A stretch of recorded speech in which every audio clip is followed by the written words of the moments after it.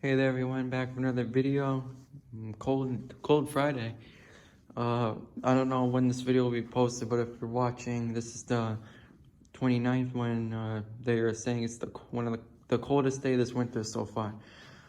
I'm just giving it information generally on features, how to start, and maintenance on an Ariens snowblower. This is an Ariens Deluxe 30 2010 model, brakes and Stratton Polar Force engine. This video hopefully will come out in time before the potentially nor'easter we could be getting here in New England. In case, you're new to a snowboard, you don't know what you're doing, or you think you know what you're doing, but you're doing it wrong, because sometimes you're wrong. I'm sorry, that made no sense, but anyway. Whenever you want to start it before, you gotta make sure your oil, simply twist this left dipstick to the lefty loosey righty tighty. Then to check the oil, you take a paper towel, wipe it, put it back in. You don't have to tighten it. Take it right back out, then you have your oil.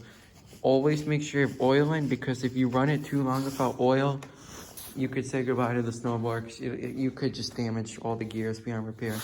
Make sure you have enough gas.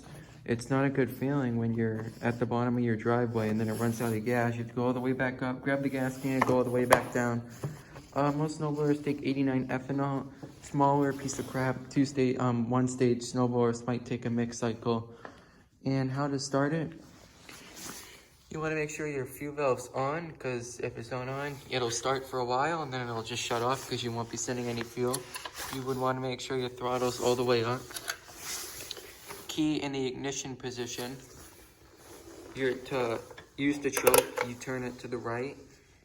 That closes the choke, and then when the machine starts, slowly open it. Don't immediately go slow. And then depending on the weather, if it's over 15, prime it 2 times. If it's under, prime it 3 times. And then there's 2 ways of starting it. A lot of people use the cord. Not a big fan of that, but you take in a cord. It's usually around 7-10 feet. Hold this in no more than, I think, 5 seconds. And after that, wait 10 seconds, then do it. I wouldn't keep doing it if it doesn't start, because you'll probably break it. But a lot of people say you want to start with the electric start, then use the pull cord when you have to refuel. But I could start this thing with one pull, with the pull cord. And you just top dead center it, which is go up, then go back down, and then pull. A lot of people like pulling and then pulling like that. I just prefer, sorry, I think the cat's coming down.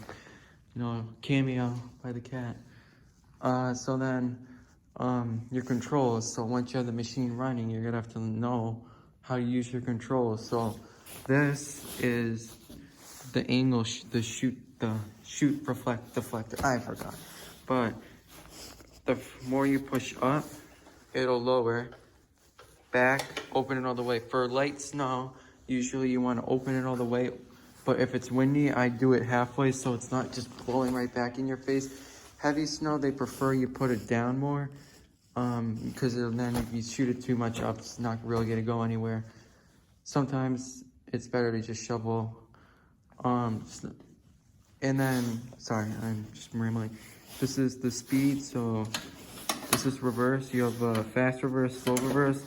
I hate to break it to you, but both reverses are like beyond slow.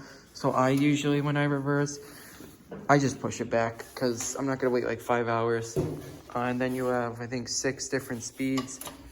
On my Troy-Bilt we have next door, that thing goes way too fast. The older models go so much faster.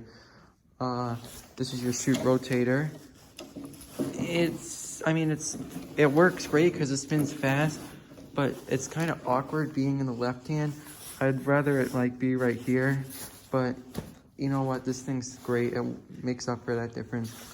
This is the auger control. So when you want to engage the auger to start blowing, pull that down. And when you want to move, pull that down. Always start the auger first, then move, because if you start moving first, you just might miss the first couple feet of snow. This, if you're wondering, is the axle lock control or whatever. On the left wheel, you could lock the axle. So when you're turning, you would hold this in like that, and the machine will start spinning. But I don't even have to pull that down and let the machine rotate. Well, of course right now it's not working, but you see if you, and then when you hold it in, instead of having to keep pushing it back and forth, you're able to just turn it like that. It's easy as 1, 2, 3.